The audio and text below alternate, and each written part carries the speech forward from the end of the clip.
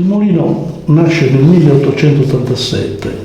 L'idea era quella di macinare farina e olive, fare pasta e olio. Qui vediamo l'immagine del mulino quando è piano terra e piano primo, in località Saconza, oggi via Grazia Deledda. Qui si racconta l'organizzazione dell'azienda, che possiamo vedere mulino e cilindri per cereali, pastifici, fabbrica di ghiaccio, miniere per l'estrazione del talco, fabbrica ceramiche, ventilazione talco, quarzo, caolino, argille, isolanti e refrattari, azienda terriera in località Santo Martine, pescheria in Aurosei, cinema, teatro e cinema all'aperto, che era nell'attuale via La Marmora. Servizi ausiliari erano officine elettrico-meccaniche, autotrasporti, carpenteria e falegnameria.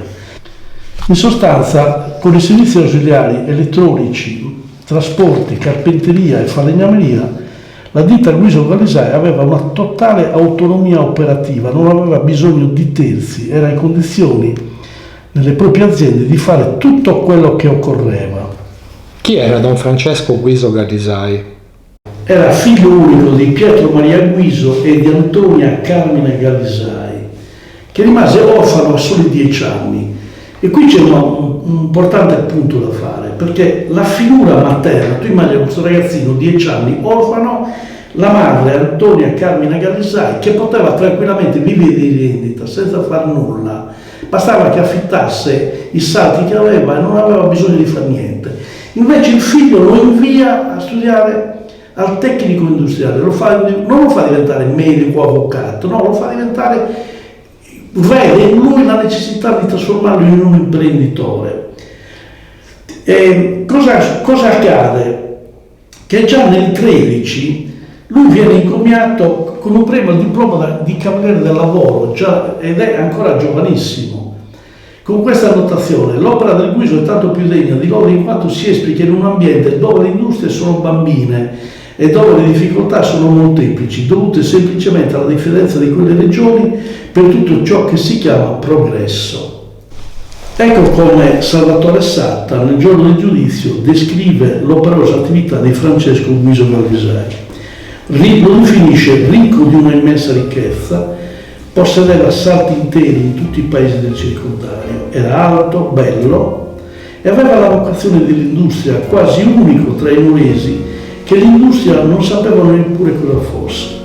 Aveva impiantato un mulino a vapore con annesso pastificio che riempiva di battiti come di un grande cuore tutta la contrada.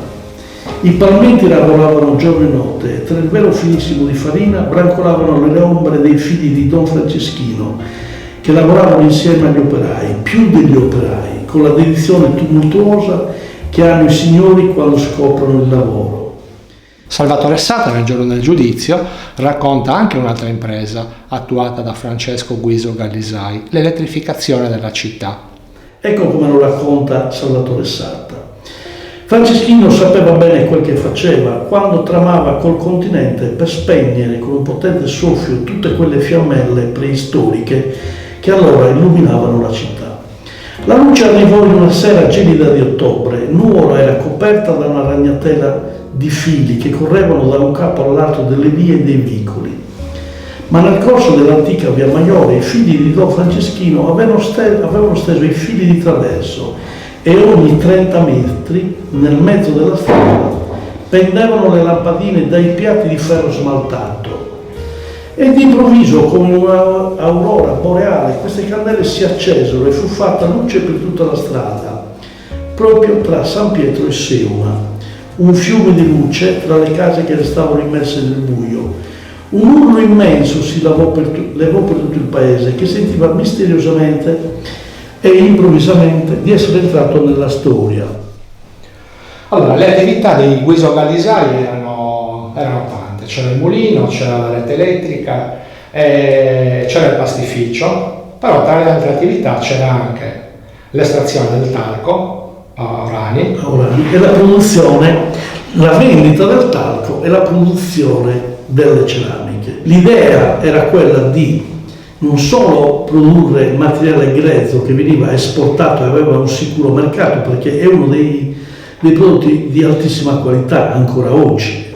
Non c'è stato nessuno che ha avuto la possibilità di continuare l'idea della Guiso Galesai, che oltre a produrre il talco, ripeto, fece un primo tentativo per la produzione di ceramiche. Ora, cosa accade? Che purtroppo negli anni 60, con la nazionalizzazione dell'energia elettrica, tutto questo processo produttivo di fatto si interrompe e in un momento cruciale in cui la città poteva diventare un polo industriale al centro della Sardegna, che poteva rappresentare una chiave di volta veramente di modernizzazione per una città che stava iniziando a svilupparsi, tutto questo processo si interruppe. Gran parte degli operai delle maestranze passarono dipendenti dell'Enel e pian piano sia l'industria del talco sia lo stesso mulino pastificio entravano piano piano in crisi. Nel giro di pochi anni il mulino divenne un mastodonte inutilizzabile, chiuso, che vediamo ancora oggi. È uno dei palazzi più importanti della città. Se consideriamo gli anni, parliamo di 60 anni di inutilizzo e ancora non si sa quando si potrà vedere un futuro per questa struttura. Come fu che l'attività del mulino si interruppe? Ripeto, l'attività del mulino, a mio parere, per le cose che io conosco, si interruppero perché, a mio parere, la produzione dell'energia elettrica, la vendita dell'energia elettrica, era l'unica fonte di liquidità certa, quotidiana, mensile, che poi serviva per alimentare le altre due aziende, che erano il mulino pastificio, le aziende agrarie in baronia e le miniere del talco. Venendo a mancare questo flusso finanziario costante, è chiaro che l'azienda si è trovata in difficoltà. Poi, chiaramente, il contenzioso con lo Stato sul mancato indennizzo non concordato è chiaro che produsse un trauma profondo in questa importante famiglia, che di fatto non seppe più, recuperare il tempo che inesorabilmente imponeva questa modernizzazione, che però di fatto sostituiva con un ente statale assenteista, come vedremo dopo, perché è vero che l'Enel ha modernizzato il settore, però di fatto ha sottratto alla città una serie di attività collaterali a quella dell'energia elettrica che comunque avevano molta vitalità e avevano grandissime potenzialità produttive, sia il pastificio sia l'industria del talco.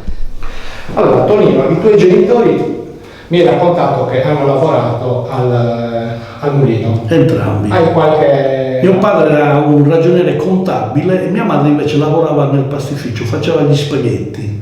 Bene, hai qualche aneddoto da ricordare? Beh, mi ricordo un'intervista che fece qualche anno fa, allora aveva 90 anni, e alla domanda di Paolo Pillonca: ci racconti qualche storia emblematica? E mia madre disse: gli disse Pillonca, cosa si ricorda della sua vita lavorativa? E mia madre disse con semplicità: la cosa più importante, anzi la diciamo in lingua, la cosa più importante che mi ammento è che a fine giornata facevamo sa doccia che sabba caente e in domo non avevamo manco sabba fritta.